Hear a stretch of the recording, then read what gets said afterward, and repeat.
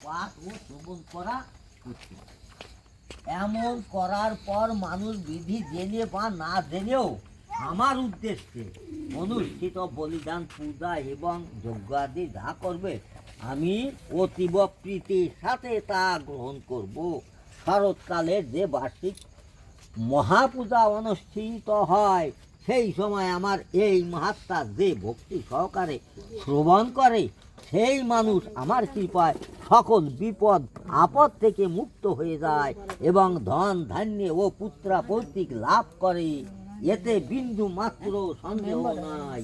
আমার এই মহাত্মা আমার মঙ্গলজনক আবির্ভাবের কথা এবং যুদ্ধে আমার পরাক্রম বিষয় দিলে মানুষ নির্ভয় হয়ে যায়।